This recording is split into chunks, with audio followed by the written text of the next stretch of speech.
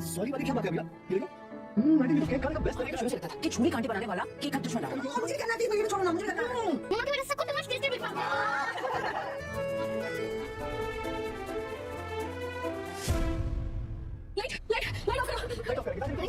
आने वाले एपिसोड होने वाले हैं ज़बरदस्त। जी हाँ दोस्तों, आने वाले एपिसोड में आप देखेंगे कि अरमान उधर अभीरा को केक खिलाने की कोशिश करता है, लेकिन वो नहीं खाती। अरमान खुद खाता है, कहता है देखो कितना ज़बरदस्त है।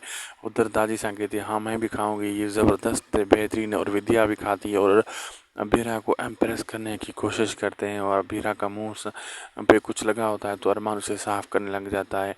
तो ये सबको तो अच्छा लग रहा होता है, लेकिन गीतू को अच्छा नहीं लग रहा होता। तो गीतू बहुत गुस्सा कर रही होती है।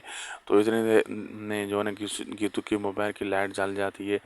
तो अभीरा के मुंह पर जैसे ही वो टॉर्च जाती है तो अभीरा चिल्ला उठती है लाइट बंद करो, लाइट बंद करो। लाइट से अभीरा डरती है। तो अरमान गीतू कहता है लाइट बंद करो। अब आगे देखना मज़ेदार होगा क्या क्या होने वाला है। वीडियो अच्छी लगी तो लाइक करें, शेयर करें, सब्सक्राइब करें। मिलते हैं आपसे अगली एक ज़बरदस्त अच्छी वीडियो में।